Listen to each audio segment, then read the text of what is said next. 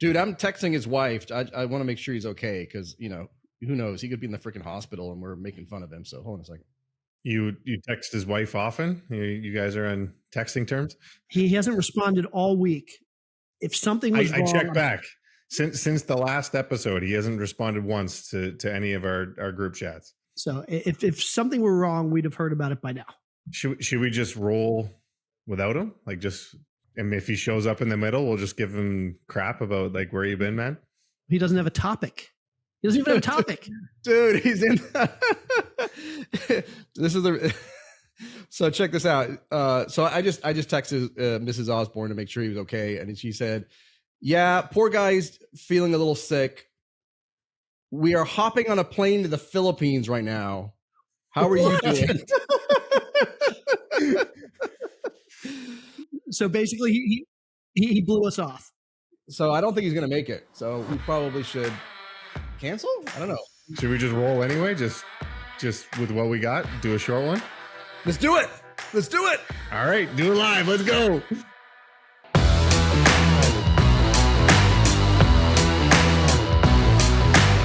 Welcome to Drunk Real Estate. Grab a drink and enjoy the show. Hey there, and welcome to episode 30 of Drunk Real Estate. I am Kyle Wilson, Ashley Wilson's husband, and I'm joined by, is it just two of my co-hosts tonight? Just two of us. Stop. I'm not, this is not fun for me. He's gone. We're moving on. We're not making light of it because I'm not happy about it. Well, the grumpy one down there is Mr. Jay Scott. How's it going, Jay? It's not going well. I prepared for the show every week. I prepare for the show. I spend so much time making sure we're all here, making sure everything's ready to go. And AJ's not here. I feel like you're just jealous because it's been rainy for 2 weeks in Florida and Oh AJ's on a plane to the Philippines. Don't get me started. It has been rainy. It's been cold. It's been windy. I hate this place. You Florida residents are soft. You can't deal with a little bit of rain, a little bit of cold. The whole state breaks down. Yeah, when you say cold, what do you? I mean, it's like 42 degrees here in California. I mean, is it that cold over there? No, it's low 70s, but it's raining and it's cloudy. What do you? Sorry, I was just gonna say, what are you drinking? I was about to say that's the other reason I'm grumpy. I'm on a low carb diet, so I'm drinking a Grey Goose and soda. Hey, don't knock the Grey Goose and soda. That's a go-to drink for night times. We used to do crushed Grey Goose and water back when I was playing hockey because it didn't smell the next morning, so you could show up to practice and the coach wouldn't smell you drinking booze all night because you stayed hydrated. Mauricio, you a little less grumpy? How you doing over there? I'm in a fantastic mood because Jay's in a foul mood. I am going to be the complete opposite, as I like to be. Whatever Jay's doing, I like to do the opposite. And so I am in a phenomenal mood, especially because I'm, a few glasses in already. So it should be fun today. What are you drinking over there? I am drinking, this is one of my favorites actually, Lorenzi Estates from Temecula, the best producer in Temecula. I don't drink Merlots, I was telling Jay before this, but this tastes drinks like a Bordeaux. Really robust, love it. The Contrarian, I don't know if you can find it anywhere, but if you can find it, grab some. I'm going to send Jay a bottle because I want him to enjoy some good wine. He's been drinking some really crappy stuff lately. So I'm going to send him a bottle and we'll have a good time. Well, if it's not at Costco, Jay isn't trying it. I'm in a mixed mood right now because awful showing by my Eagles last weekend. But what did happen is about football? Yeah. But the Tampa Bay Buccaneers ended up pulling off a win, awful win as well. But that means that the Eagles are going to Tampa, which is right close to Jay's house. So what are we doing, Jay? I'm not doing anything. I'm pretty much staying home. You're flying down here and I'm going to let you drive me to the game on Monday night. I'm flying to Tampa to watch my Eagles beat the Bucs. We're a little banged up, but I think we can still beat the Bucs, and then we're going to roll in Dallas. We're going to beat them, and then we're just going to keep rolling from there. So I'm excited for the opportunity to watch the Eagles beat the Buccaneers. And you're going to be recording from my house next week, so that's right, on location. Who knows? Maybe we thought AJ was out next week, but maybe he'll be back. he'll just show up without texting all week. Who knows? Nope, I've got a fill in for him next week, so I don't care if he's here or not. Unless he wants to be the fifth. Tell him to go pound sand. Am I the only one who couldn't give a rat's ass about the football season? Maybe. This is America.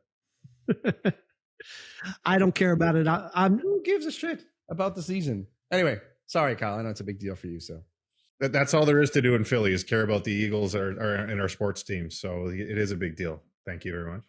This is only the second NFL game I'll have ever been to, so I'm excited. When was the first? What did you do? Baltimore? I feel like I went to a Redskins game. Am I allowed to say that still? You're not allowed to say that. That's taboo. I'm not allowed to say that. Okay. How about I went to a team formerly known as the Redskins. Am I allowed to say that? Yes. Back when I was like a teenager or something. Oh, geez. Well, I think it's changed a little bit since the 1920s. So, dude, I am getting some FOMO. I'm checking out my calendar right now. Can I come fly out there and come on down? We'll have to find you a ticket. I already bought.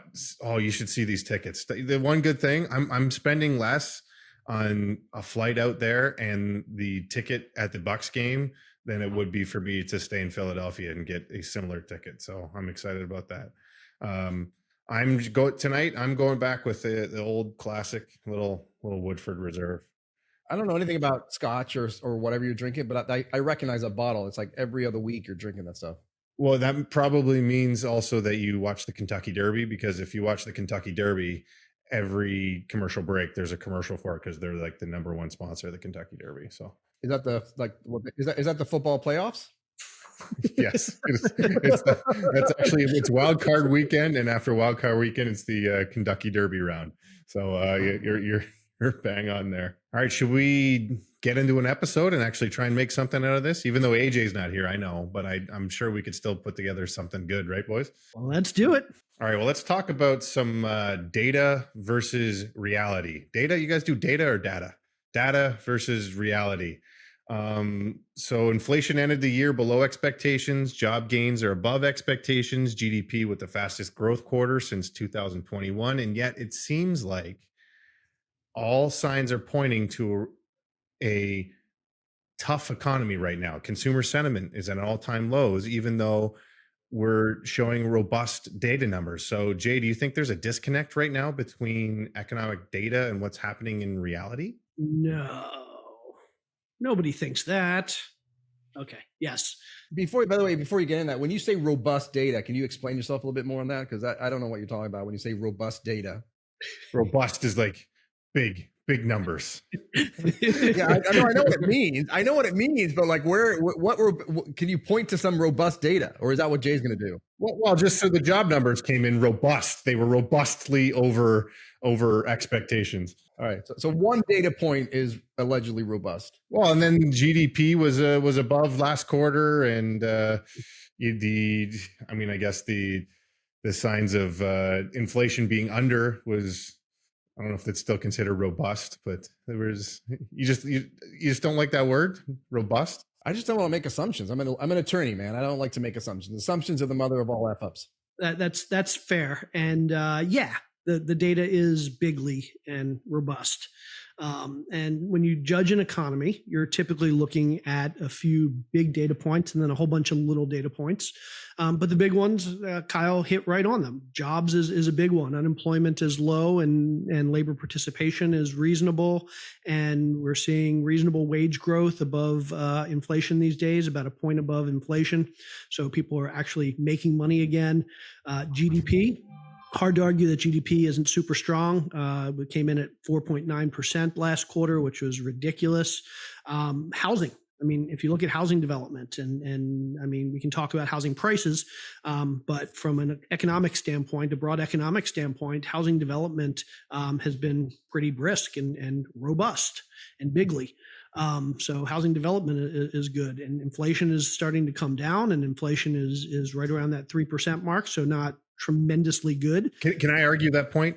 My daughter lost her first tooth last night, and you can argue that inflation's coming down, but apparently for a first tooth, the fucking tooth fairy needs to give $5 for a single tooth. If that's not a sign of inflation, I don't know what is. Did you just say the toothberry? Yeah, I'm sorry. We've been trying to figure out where AJ was for so long. I'm already 3 drinks deep. The hat's looking pretty straight though. Come on. So far. So anyway, yeah. So I'll stick with the word robust. The data is looking really good, and it's hard to argue. Let's say you ask anybody that knows anything about economic data, and you wake them up after 10 years, like this morning, and you say, "Here's all the data. Is it a good economy or a bad economy?" Hard to argue that they would say it's a really good-looking economy just from the data. That said, obviously. Consumer sentiment, public sentiment, a lot of people aren't feeling it. They're not feeling like it's a great economy. And so why is that? Why is there such a big disconnect? And the interesting thing is there are a lot of economists out there saying that this has never happened before. But I do want to throw out that this situation where we're in a high inflation environment, but still a pretty robust economy, hasn't happened in about 40 years. So yeah, it may be true that it hasn't happened recently and nobody really remembers the last time it happened, just because it was the last time that we were in this situation. But kind of makes me wonder if this was the way people felt in the 70s also, in the late 70s, early 80s. I don't know. I don't know who remembers. I wasn't old enough. I'm not old enough to remember. But the first thing I'll say is it's hard to say if this is different than in the past when we've been in similar situations, because it's been so long since the last one. So I've spent much of this past week, I kind of made it my goal this week to scour opinions and conjecture around the internet, both from regular people like us and smart people like economists, on why we have this disconnect. Did you just say smart people like economists? Yeah, I was being facetious. Why we have this disconnect between data and sentiment. And so I don't think anybody really knows the answer, but I have some thoughts, or I can relay some other people's thoughts. But I'm curious, before I do that, I'd love to hear the thoughts from you three guys. Oh, I shouldn't have written that. AJ, nothing? No. All right, I'll take this one. Can I just blame the media? Media is the easiest thing to blame on. Like the way the media has turned out is they've figured out that bad news sells. And so the media focuses constantly on all the bad news and reports the good news as kind of a one over. I can't even watch the news anymore because it's just, oh, so-and-so got shot, so-and-so got robbed, so-and-so, this bad news came out, and it's just constant. And I feel like it's making people feel like they only see the bad side of this news, and everyone calling for recessions and everyone calling for all these upcoming things, and they're just holding their breath waiting for it to happen. But is that really true? I mean, there's two sides to the news these days. There's the left news and the right news. And back when Trump was president, the right news was talking about how great everything is, and the left news was probably doing their best to say it wasn't. And now the right is doing their best to say how horrible everything is, and the left news is out there saying how great everything is. And yeah, certainly it's hard to keep up appearances these days, but I think if I'm guessing, and I don't watch Fox or CNN or MSNBC or any of those, but if I had to guess, if I turned on MSNBC or CNN right now, I'm guessing they're not talking about how the sky is falling. So, I mean, do you think that's really it? All I'm saying is I haven't seen a single article written saying everything's fine. It's always, oh, we are seeing the worst recession of our time is looming, or the housing market, the bottom's about to fall out, or all of the headlines that make any news are all these doom and gloom. And we've been seeing the doom and gloom headlines for a year now, everyone expecting this recession to all of a sudden come, and it just hasn't happened. And I feel like that probably wears on people, and they're just on the edge of their seat waiting for something bad to happen. Maybe you and I are reading different news sources, but I'm reading just the opposite. I'm certainly reading that things are good, but consumer sentiment is bad. The data is good, consumer sentiment's bad.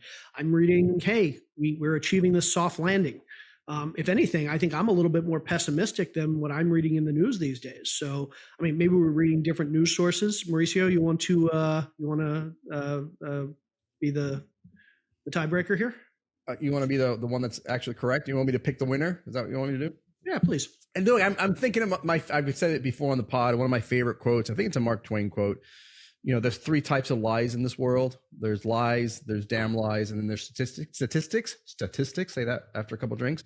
And I, when everybody keeps saying the data is great and everything's great, and I just don't, yes, you can look at, depending on, your point of view, if you want an echo chamber, you can always pick and choose the data, and you can have that, support your position. I can rattle off 5 or 6 or 7 things of why things aren't going great. But the one that stood out to me this week was I saw the stat came out on the consumer credit and how that's going, and credit card debt.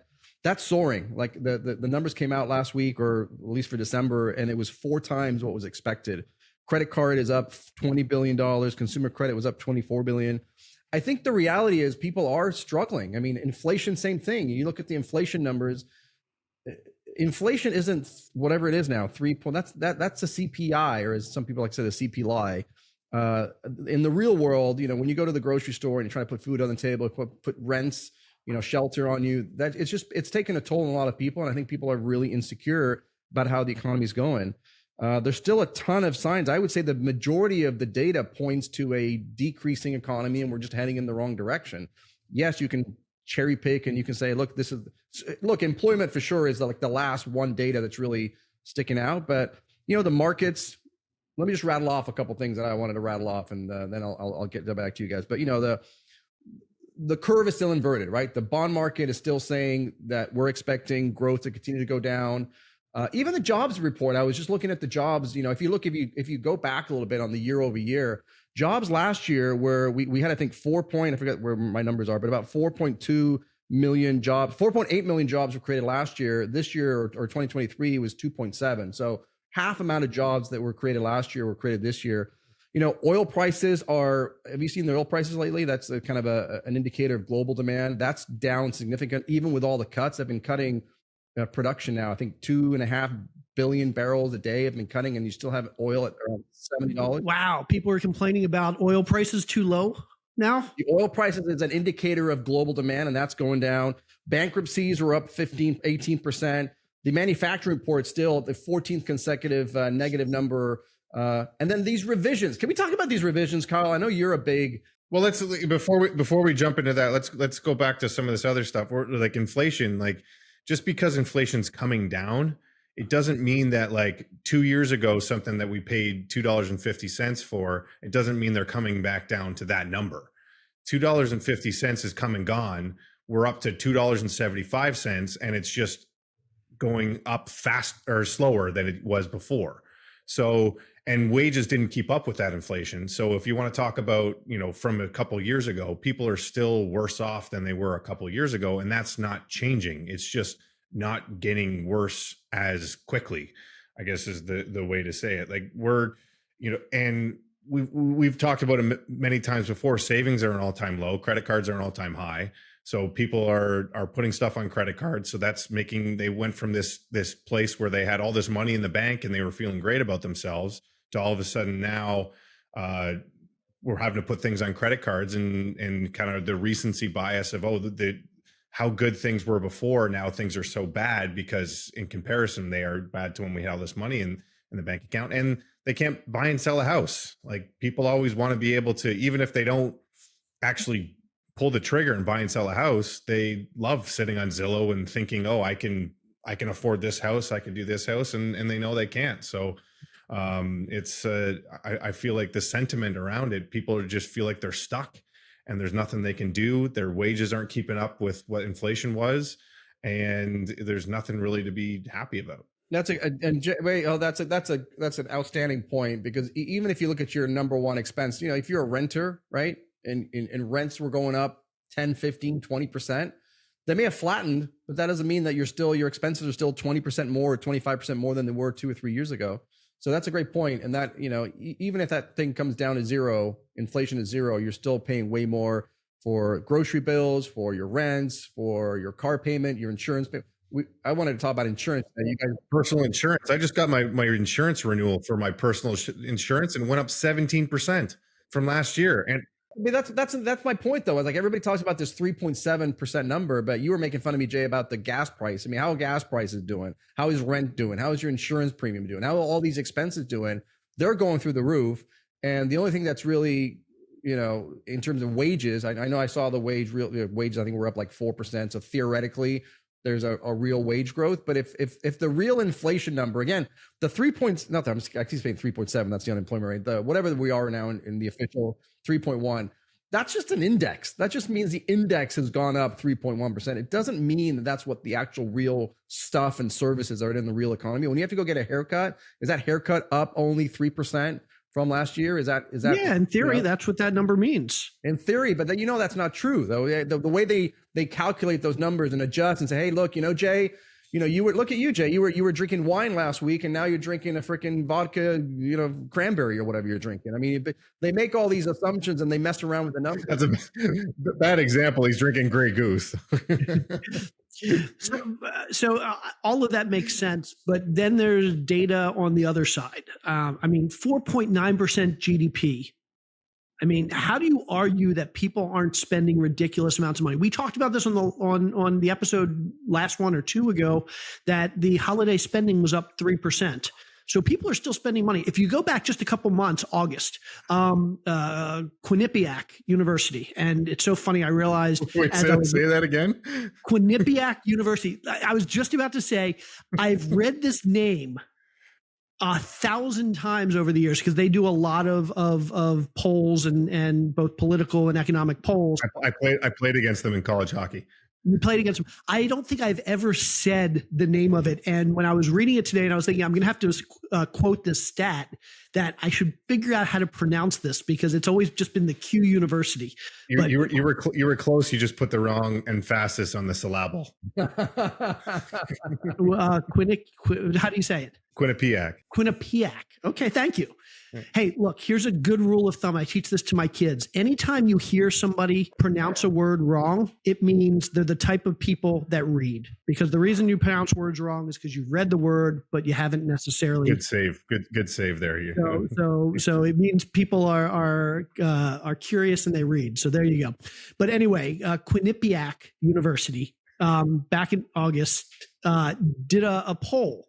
And they basically asked people, what do you think of the economy? And secondly, they asked people, how do you feel about your personal finances? And the responses were people thought the economy sucked, but they actually said their personal finances were good. And so there may be this disconnect, but the disconnect goes deeper than just the data and people's feelings. I think people's feelings are confused. So anyway. Well, and the whole idea, it's not going to happen to me, right? Like we were talking about that survey before, and this is a dozen episodes back where they surveyed all these people and they all thought that the economy was going to go down. 80% of them thought the economy was going to go in a downturn, but only 10% of them thought it was going to affect them. So like those numbers just don't work. Everyone thinks that, it's going to happen, but it's not going to affect me. And here's the other thing, Mauricio, you talked about, and I know I'm playing devil's advocate here, but it's interesting. And I think that it's not obvious because it's easy to play devil's advocate. Mauricio, you talked about housing costs going through the roof. And rents have gone up tremendously. But think of it this way, 2/3 of Americans live in an owned home. And 80% of those owned homes have had fixed rate mortgages at under 4% that they purchased more than 2 years ago at much lower values than what they are today.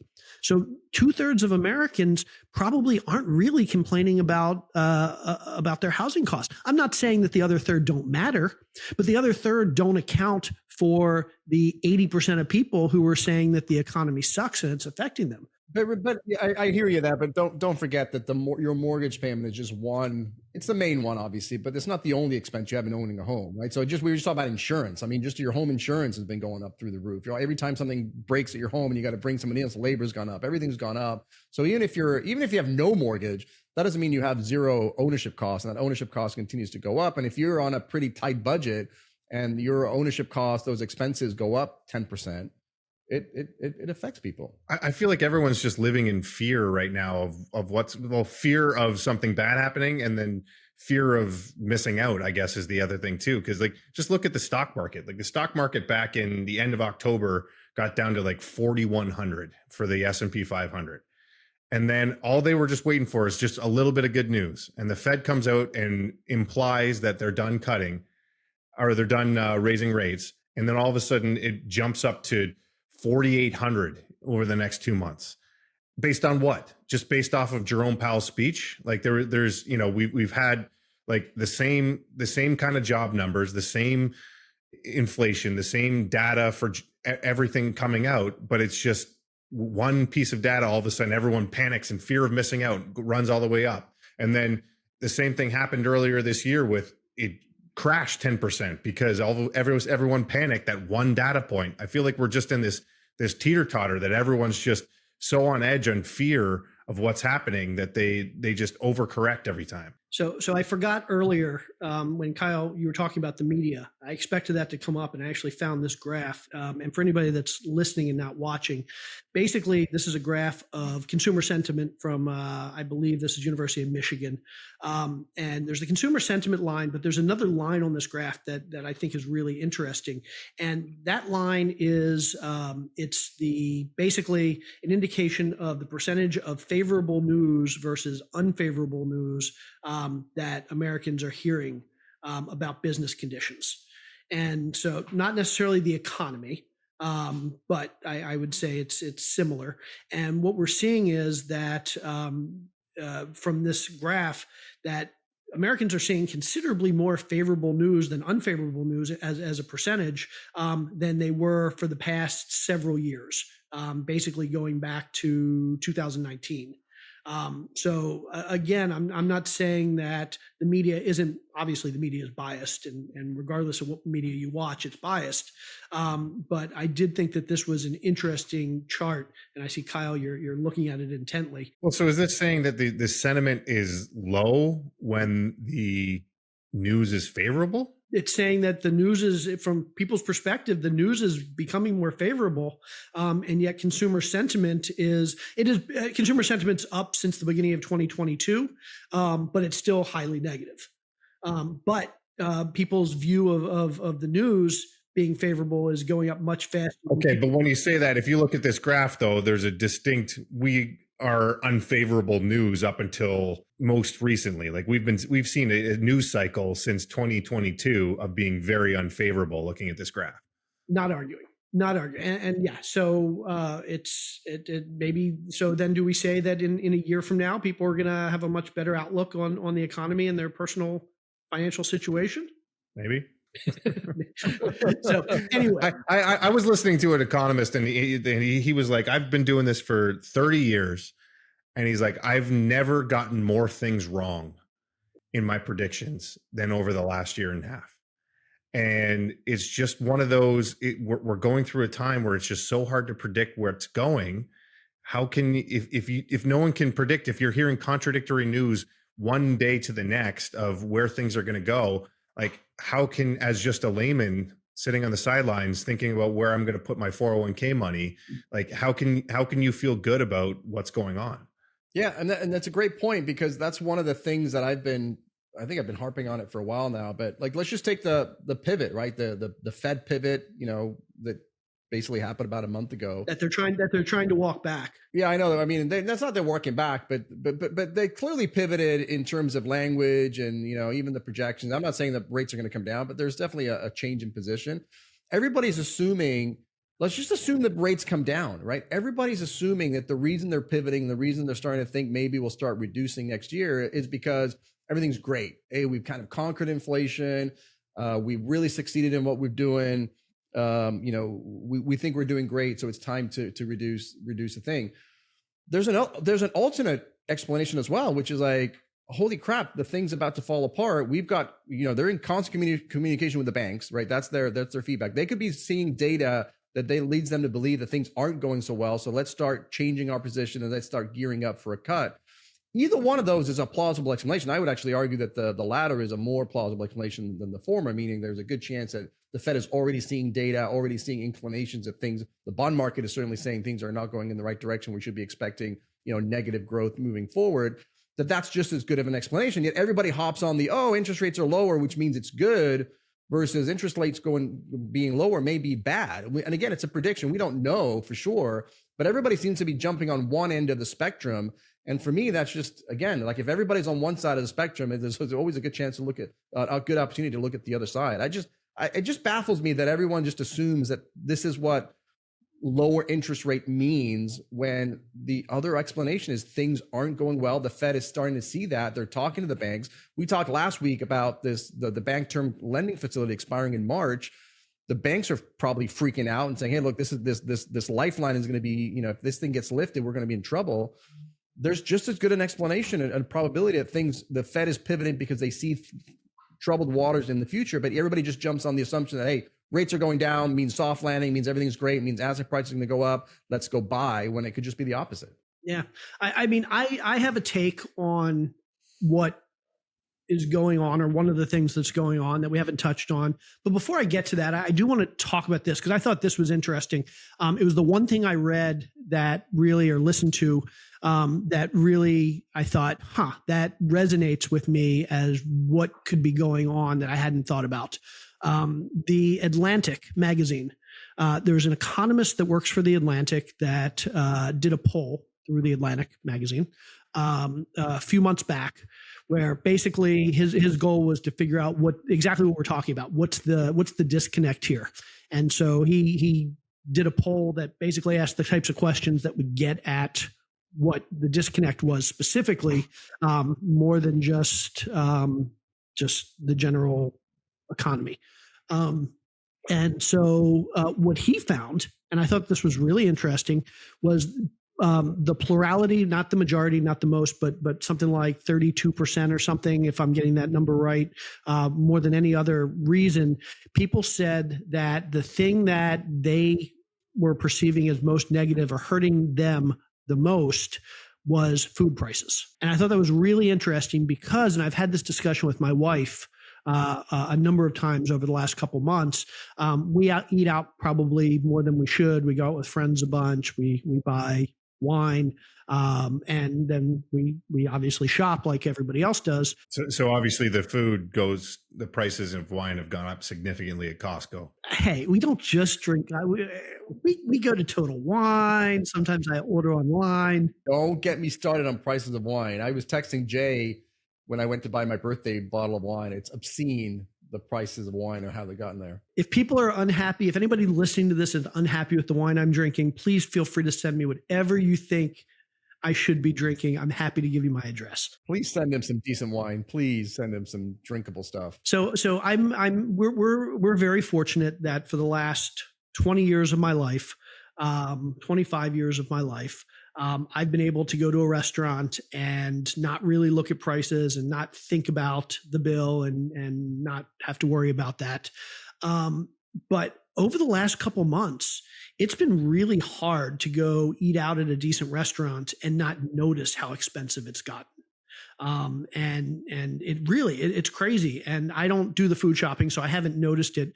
But I talked to my wife and she tells me that the price of eggs have gone through the roof, and the price of... Here we go with the eggs again. How many people fucking eat eggs? It's always in the news, like price of eggs is so high. Why are eggs that thing that everyone focuses on? People focus on eggs more than oil. Everybody except the freaking, Wilson family eats eggs. We eat a lot of eggs, probably a dozen every 2 or 3 days. People talk about eggs more than oil. It's just I don't understand it. Do you not eat eggs, Kyle? No, I eat eggs, but it's just something that's in there in the fridge, like, and you pull a couple whenever you need them. It's not like every meal, like, oh, I got to mix some eggs in. Like you eat more eggs than chicken. Like I don't know. It's just weird. It's funny. I assume Kyle was one of those people that would chug raw eggs before he worked out. So anyway, but the results of this poll that he did basically said that it was food. And if you think about it, why would it be food versus housing? Why would it be food versus the price of vehicles? Why would it be food versus the price of travel? And it makes sense. One, food has inflated. The price of many foods have gone up higher than CPI inflation over the last 2 years. So number one, food is higher than a lot of other things. Number two, This is something that you're reminded of every couple days or every week or every time you go out to eat. Unlike buying a car, yeah, cars are ridiculously expensive right now, but how often do people buy cars? Every 5 years, every 6 years? And that actually is the next point, that cars aren't a necessity. Pretty much most people can just drive their car longer. If the price of cars is ridiculous right now, you can't say, okay, well, I'm going to hold off on eating for a week. So people are having to basically, this is a requirement, a necessity. I don't know. Mauricio said he was up 5 pounds, and that was one of the things he was thinking about doing, was just not eating for a few days. And then the other big thing, and the economist made a really good point about this, is that other things going up in value besides food typically have a benefit for some people. If houses go up in value, well, if you're selling your house, that's a benefit. If cars go up in value and you're trading in your car, that has some benefit. A lot of things going up in value have benefits. Food going up in value doesn't benefit anybody except for food manufacturers. There's no secondary market for food. I don't buy eggs and then invite my neighbors to come over and then buy them at a higher price. And so I just thought that was a really interesting take. And obviously the data supported it, because that's where he got his conjecture. But it kind of resonated with me, and it makes me wonder if this is one of the things that is really causing this discrepancy between the big data and what people are feeling, because they go to the store, they go out to restaurants so often. And it's just a big chunk of their disposable income. I mean, I was looking at the stats. It's been a while, but a year ago, grocery prices went up 12%, right? Food. And to Kyle's point earlier, it's obviously not going up at 12%, but that 12% didn't go down. It wasn't like Kyle, your eggs, right? Instead of being $3, suddenly became $3.50. It didn't go back to $3. Now it's at $3.70. So it just keeps going up, and wages haven't been kept up. And again, for the sort of the lower income section, that percentage of what they use to buy food with is much higher than, what my percentage is, for example. So, I mean, it's just a bigger impact, food and shelter. And you can always not pay your rent, right? You can't always not eat your food. Well, and let's take the other side of this too, because I would argue that, so we're arguing against why people think it's worse than what the data is showing. I would argue also that the data isn't necessarily that reliable. Like we just had this jobs number come out that was so, as Mauricio loves the name robust, such a robust jobs number that was how far it was 216,000 jobs, which forecasted was only 175. And so I guess my argument is, like, where is this data coming from? Like, is this really reliable data that we're adding to this? And they've if you look at the last 13 times that they've come out with this data, they've revised 12 of them down. And I feel like the 13th, it was just, they like snuck it in as the same, because they were just like, oh, we can't do this like every single time. We have to at least mix one in that we're not revising down.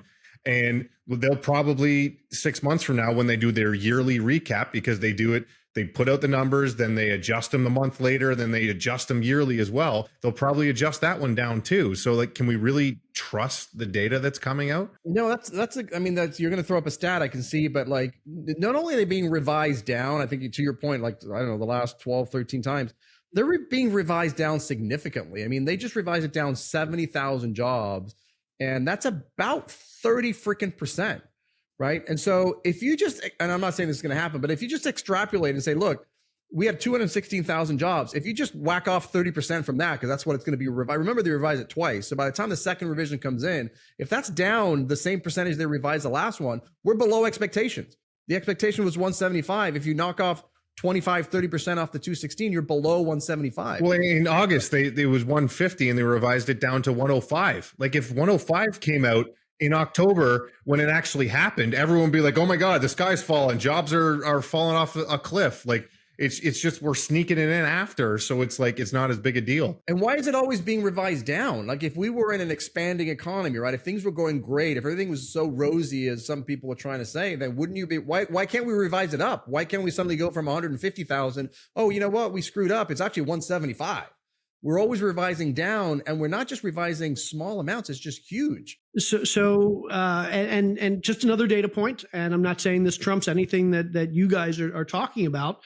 But here's the Gallup Confidence Index, and this is just a consumer sentiment index, which says basically as of last week, consumer sentiment is basically at the lowest point it's been since 2008.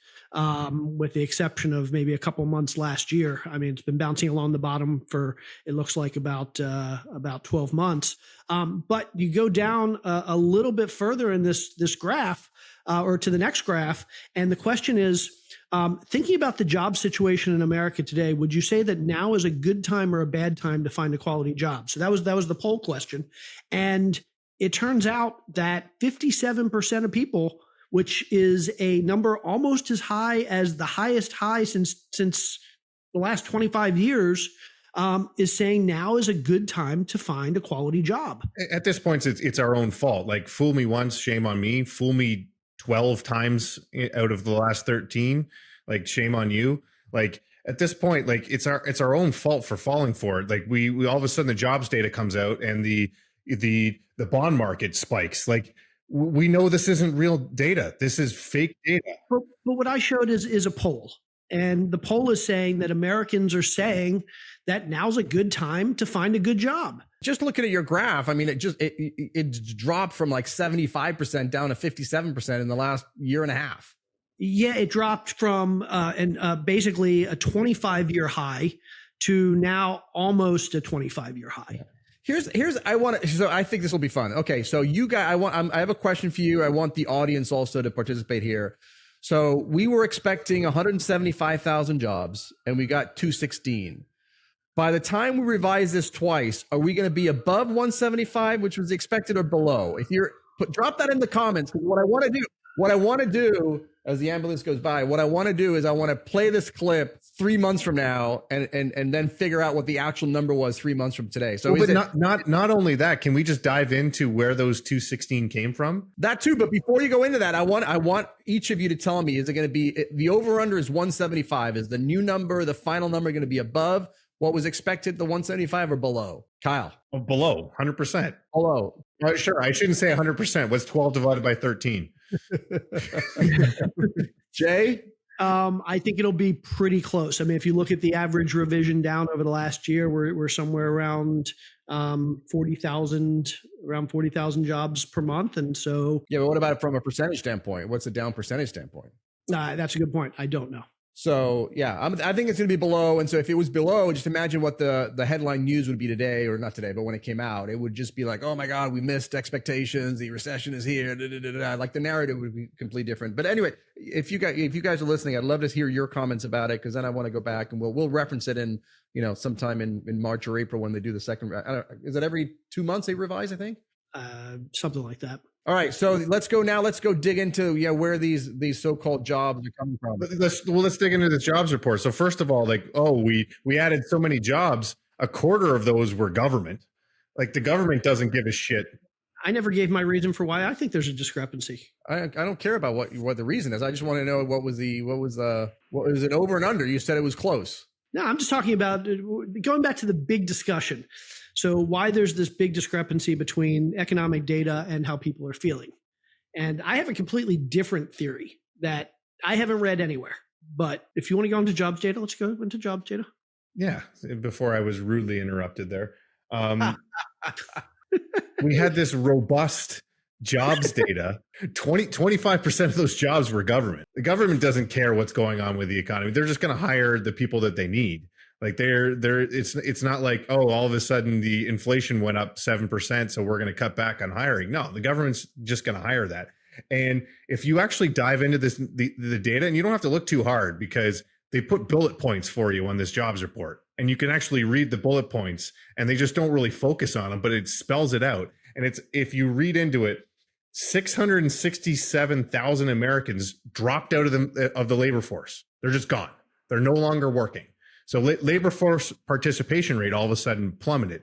And so if you just leave those 667,000 people in the jobs report and take the same data, then the unemployment rate would have went up to 4.1%. All of a sudden, we're not talking about, like, if we had a jobs report come out that it went from 3.7 up to 4.1, then everyone will be freaking out. But if you actually dive into these numbers, like it's much different. And shout out to Pensford, because I was reading this from them. If you actually do the math and you take the labor participation rate pre-COVID and you put the jobs numbers on top of that, we're almost 5% unemployment. So it's not as rosy as everyone makes it out to be. And what if you take away the government jobs? I was really trying hard because I heard the statistic. I'm like, there's got to be. They're making points, and I was trying to argue against it because I thought, well, maybe the average every month is that, and so it's no different. But even in the report, to your point, Kyle, it's in bullet points.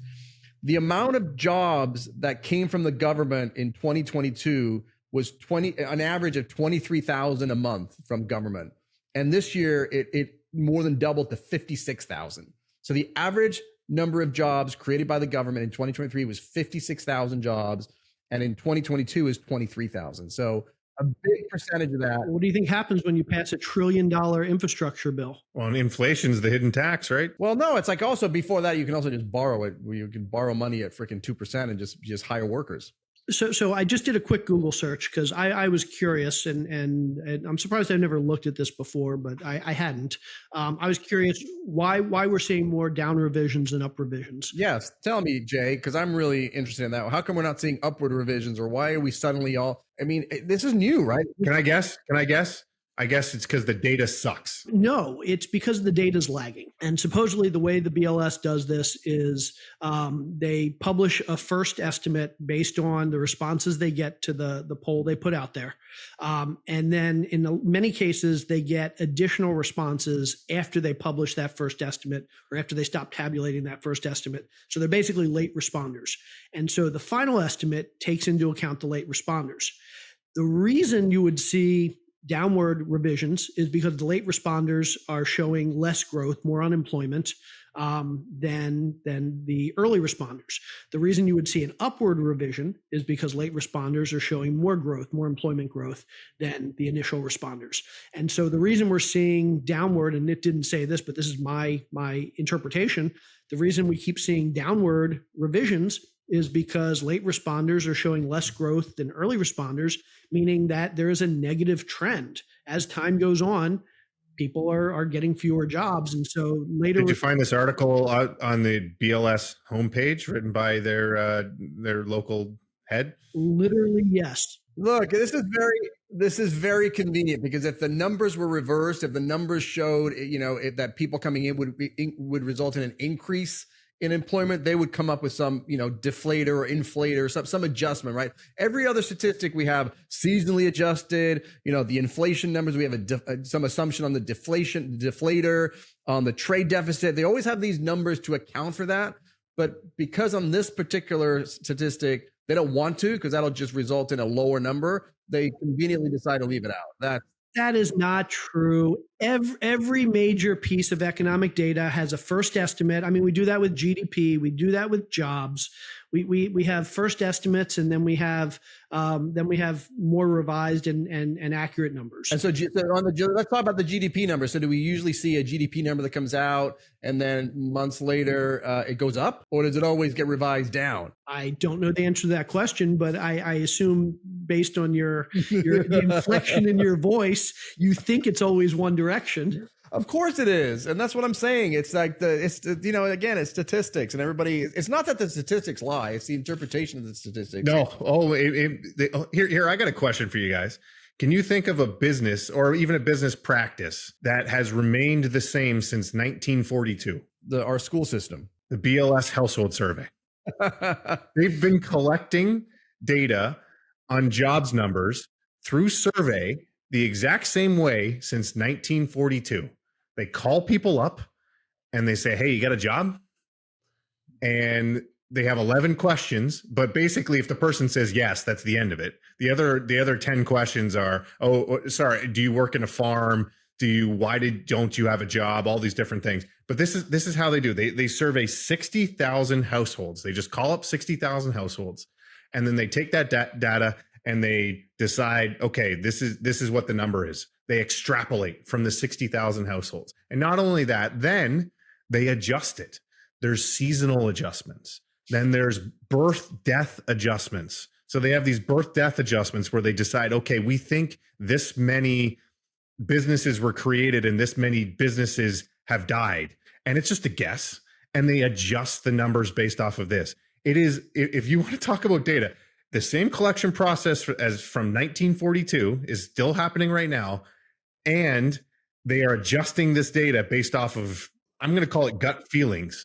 It's the same as inflation. It's the same thing with inflation. You adjust the numbers because, we're going to assume that because meat was so expensive this last month, we're going to assume people switch to chicken, which is cheaper. And so we're going to make a lower number so the inflation number isn't as high. You want to know what's even better? Is the response rate for these surveys used to be like in the 70%, 70-something percent. What do you think the response rate is now? Dude, 20% maybe? It's like 30 something.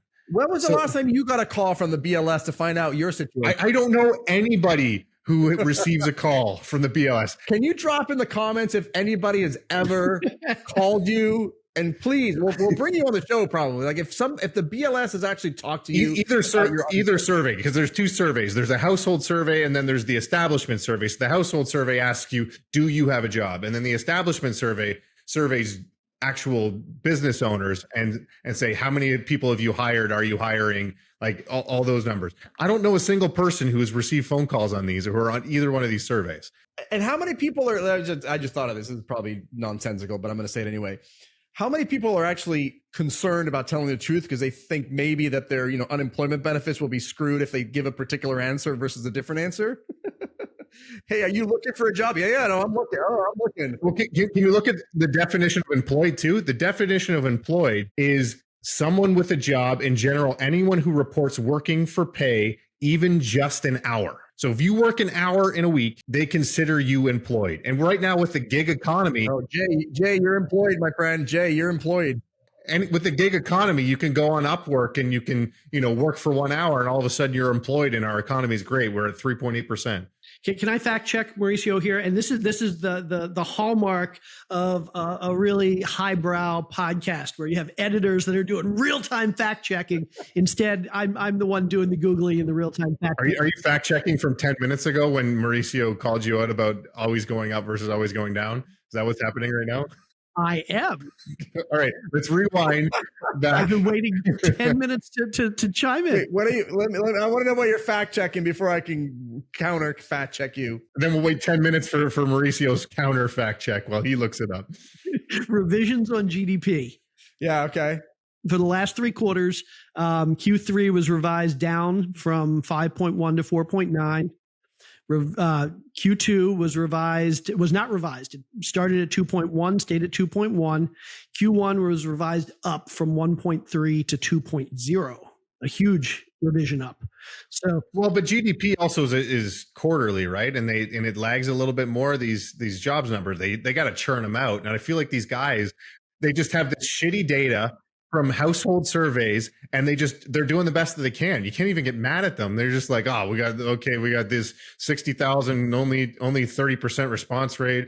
We got to adjust this for seasonal. Last year's seasonal was this. Let's just do 21,000. 2 comments on the GDP number. Number one, that's not a quarterly number. That's an annual number that's divvied up. So if something's going up 5% in a quarter, it's not that it went up 5% that quarter. It's 5% annualized based on that number. So really it went up 1.25 or 1 or whatever the number is. And number 2, a lot of that GDP has been going up because guess what? Things are more expensive. That's a nominal number. It's not adjusted for inflation. So if the price of eggs, Kyle, go from $3 to $3.50, that the GDP for that transaction goes from $3 to $3.50. So the GDP goes up based on nominal value. So anyway, I'll throw that in there. You're lucky I don't live near you, or I would go back to my Nicky Nine Doors roots and you'd have eggs all over the front of your house right now. I don't care how much they cost. That's an expensive freaking. So can we talk for a second about why I think one of the reasons I think that there's this disconnect between the data and how people are feeling? Let's hear. Blow our minds here, Jay. No one's listening anyway because AJ's not here. Like everyone just shows up for AJ. No, in all seriousness, I think that there's this. I mean, it's always happening, but I think it happened a whole lot more over the last couple of years, and I think it's going to happen a whole lot more over the next couple of years, which is just the devaluation of labor. So there are a lot of people in this country who are unskilled labor. They work jobs that can be replaced by technology. And it used to be that we considered unskilled labor to be valuable. We needed people to collect the trash. We need people to work assembly lines. We need people to flip burgers. And over the last couple of years, between AI, between automation, between just the fact that COVID got rid of a lot of these jobs, I think there's just a devaluation of labor, and there are a lot of people, even skilled labor. There are a lot of people who work in the tech industry who maybe they haven't lost their jobs to AI now, but they're thinking about it and they know it's coming. And if you're one of those people who your labor is no longer valued because you're not skilled, or you are skilled, but you know you're going to lose your job anyway to AI, you're going to be a little bit dejected. No matter what your personal situation is today, you're going to feel like my future is imperiled. And I don't know if I lose my job today, where the next job is going to come from and how much money I'm going to make. And that can be pretty dejecting. And so I'm not saying this is all of it. So what your argument is that someone who is in unskilled labor has the foresight to be looking at the progress of technology and AI and considering that their job is in jeopardy and they're feeling bad about it? No, I don't think it's for the unskilled side. I don't think it's looking forward. I think it's really happening. I think basically their unemployment rate's at 3.7% because people have to work. Doesn't mean people are making more money. I mean, we know wages aren't going up that much, and the places where wages are going up, they're not in unskilled labor, except in markets where minimum wage is going up. I mean, that's another issue with minimum wage in these states like California. What's the minimum wage in California, Mauricio? You know, $74.30. Exactly. Because if you want to talk about technology innovation, like look at farming in the deep South versus in the Midwest, and how are they plowing those fields? How are they picking the crops? In the deep South, it's still labor. There's still unskilled labor doing that job because there are rules that allow unskilled labor to be paid less than minimum wage as seasonal workers. But in the Midwest, where you have, the same fields, their minimum wage requirements, and that's why you're seeing the big machinery and automation and all those things happen, because it's the cost benefit ratio isn't working out. So that's another issue to discuss at some point. Yeah, you're not going to convince me, and it's a whole separate topic, but I know we should talk about minimum wage because I have a lot of thoughts on minimum wage. We definitely need AJ back for that one though, so we can get his political leanings, even it out. I'm going to disagree with him on it. So, all right, is that enough for today? We had enough fun, because I'm pretty drunk. AJ, what about the top 10? Let's do a top 10. Just because we're out of sorts here, we gotta stick a little bit. So I do have a prepared top 10. Wait. First of all, I was supposed to do the top 10 this week. Do you have it? No. But here's what happened. I promised that I was going to go through all of the episodes and figure out the worst top 10s that Kyle's ever done. And I swear to God, I got to the first 7, and I'm like, I can't do this anymore. I was so bored out of my mind. So then I said, I'm going to do the top 10. Here was my thinking about it. I'm going to do the top 10 of the shortest Taylor Swift boyfriend, how long and then I'm like, no, that's not a good one. So then I was going to go with the top 10 Kyle Wilson's hat turning. Like, at what point does that are we really listening to the top 10 potential top 10 that Mauricio would do? Then I decided screw the top 10 because I hate it. So I thought we could do would you rather? We remember we used to do those. Would you rather? Well, and I still do that. That's the fun game after the top 10. So here's the one I came up with, and then Kyle, you can do whatever you want. But no. Let me do the top 10 first, and we'll finish with the game. We'll stick to the script here. You can do we'll scrap my little game at the back, and you could do a would you rather. Let me crank through this top 10. I put the time in. So we talked about job. Can I go to the bathroom while you do this, so you can, or do I have to stay here for it? Giving me shit about how long I take here when we got AJ and Jay Scott doing soliloquies every single time. All right, top 10 largest United States-based employers globally. Number 1, who do you think it is? Globally? So the top 10 United States-based employers, how many people they employ globally, but they got to be US based. All right, I got you. All right, I got you. I'm going with Boeing. Okay. Weird flex, but okay. I know. I was going to say, I know Amazon has in the US probably one of the top, but I don't know if they can extend. I'm going to go with Amazon. Number 2. You got number 2 there. Interesting. Jay, you guess? No, Jay, you're done. I can see you Googling it right now. I can see you cheating. You're staring down at the screen. Number 1. It's got to be like Pepsi or Coke or one of those All right, two. So number 1, if you know number 2 is Amazon, it shouldn't be too far of a stretch to know that number 1 is Walmart. So Walmart, 2.3 million, Amazon 1.6 million. Allied Universal goes all the way down to 800,000. Accenture 730, FedEx 547. I always thought that UPS was bigger than FedEx, but apparently not. I think that's their international. FedEx is pretty big in Europe, right? Home Depot, almost 500,000. Kroger 465, United Health Group 400, Berkshire Hathaway number 9, and then IBM number 10. What's that? Who? What? Where's Bar Down? Yeah, Bar Down Investments is number 17, I think. So we're number 17,342,012. All right, Mauricio, we'll skip my game. Would you rather here? Never have I ever, whatever you're doing. Okay, so here's a question, and if you guys want to play it along at home, would you rather live without the internet or live without AC and heating?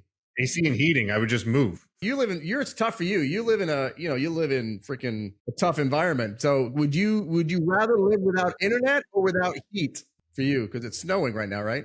We're not allowed to relocate. Not allowed to relocate. I think I would still go without AC and we do get pretty extreme temperatures here, but like I could put a couple fans and get the fireplace going and I could survive. But internet, like internet was fine before we knew what internet was, but like you can't communicate with anyone now. Like I wouldn't even know how to, like my parents wouldn't be able to FaceTime my kids. Like it's the necessities in life. Jay? If I could use internet for work, like, because basically you'd be forcing me to retire or become unskilled labor. Or get a new job or get a different type of line of work. Yeah, but I'd be unskilled labor and I'd be devalued and I'd be upset. You just have to describe everything you do over the phone to someone else. 10001010101. What's your answer, Mauricio? I would. There's no way I could live. Well, first of all, I live in California, so no matter how. I mean, I don't even think I don't have any air conditioning anyway. So it would have to be without heater. I could survive without heat for sure. So I would do without heat. I would move someplace. Can't move. Oh, that is easy for you because you don't have to move. Right. Well, that's why I picked the question. I'm the one who makes the rules. Oh, it's nice having the power, huh? You're experience it a little bit. Let me do one more real quick one because I thought this was fun. All right, you get $100 million, but you have to appear on Chris Hansen's To Catch a Predator as a pedophile on national television. Would you take the $100 million? Am I actually a pedophile, or I'm just like? No, you're not actually a pedophile. You just appear on the show, and it looks like you are a pedophile. So if anybody ever Googles Jay Scott, dude, I'd take $100 million in a heartbeat. Mauricio Raoul on Chris Hansen, he was texting. You know what kind of a PR firm I could hire for $100 million? What about you, Jay? That's a really good question because I'm leaning towards. I mean, my reputation's really important to me, but I'm leaning towards I'd take the $100 million. All right, let's bring it down then. 20 million. 20 million, Mauricio. Would you do it? Fuck yeah, 20 mil. Do you think I care about what other people think of me? Come on, if I cared about that, I wouldn't be on the show. Come on. Yeah, it says the guy like who has perfectly styled hair when he shows up to the this episode. Like, come on. There's a reason I wear a hat. Like, it's just, I got a fucking rat's nest on my head. I mean, I can think of at least one other person in our industry that does exactly what we do that has been convicted of that and still did pretty well for himself. Ooh. Not mentioning any names. Are you going to name names? Name names. Maybe the comments will blow up on this episode now. You have to Google. And so, I mean, here's a better question. What's the over under? That's what I'm thinking. What's the number? 10. What's the number? Is it $1 million? No. It's more than 10. More than, so 9.9 million. You're not doing it? Nope. That's like $1 million a year, dude. Nope. Jay's done the math and he knows he can reinvest it at 10% easy and make $1 million a year, and there he's good. No, We already know Mauricio's in at 20. Are you in at 20, Jay? So can I take the 10 million at last week's or last month's treasury rates? No, you take it right now. Answer in the moment. Question. I got a check for $20 million, but I got Chris Hansen waiting out back. Jay, I'm taking the 10 million and putting it into bar down investments. You're not? If I take the 10 million, you've got nothing to invest in at bar down. Dude, I'm investing. Dude, let's be honest. I'm investing in Ashley. Come on. It's more than 10. More than 10, but less than 20, I think is what Jay's saying. All right. I'm not. No, it might be more than 20. Might be more than 20. So 30. Yeah. Would you do it for 30? I think I'd do it for 30. So somewhere between 10 and 30 is Jay's number. We just haven't put a finger on it. All right. Fair enough. Let's wrap this up. I had fun, guys, even though we only had 3 of us. It was, I had a good time. I had a good time. Thanks for showing up. I appreciate you guys showing up. It means a lot to me that you guys came to hang out with me. I don't know if AJ's coming next week or not, but if he's on vacation, I'm going to assume he's gone for at least a week, and I'm getting a guest star for next week, guest host. Good. And if he does show up, then fuck him. We're not going to let him in. All right. You got anything to plug, Mauricio, this week? I am plugging I'm on a mission on the YouTube channel. So Mauricio Raul on the YouTube. Give me a subscribe. I'm trying to get to a big number. Yeah. And just don't comment on Mauricio's appearance, because he doesn't care about his appearance. So he's not even going to read it. Couldn't give it a rat's ass. Yeah, I'm less than 100 followers away from 20,000 on Instagram. Nice. So go follow me on Instagram. Get me to 20,000. Actually, and it's a good time to follow him because Jay has a really exciting next Monday coming up. He's going to be live tweeting and live blogging from his second ever NFL game. If the first one ever even happened, he couldn't even remember the first one. So make sure you log on to Jay's Instagram. He's going to be lots of updates. Dude, how long have you been on Instagram? 19,900 followers. How long? Like 19 years? It was 19,935 as of this morning. Wow. I'm going to unfollow you just so it goes down right now. Don't ever follow me again because I won't accept. You're public. You don't do anything. I can't control that. I can block you. All right. Once again, I'm going to plug my wife, Bad Ash Investor. She was actually nice enough to pop her head in the room and say, "Hey, if AJ's not going to show up, I'll fill in." But unfortunately, we had a couple kids started screaming that they needed their mom, so that didn't work out. But go follow Bad Ash Investor. Follow her on Instagram, YouTube. While you're following Mauricio, go follow Ash because she's probably better to look at than Mauricio is. All right. I don't know about you guys, but my third drink is gone. I got to go hit the head, but hopefully I'll see you two and maybe even a fill-in next Tuesday. See you guys. Peace.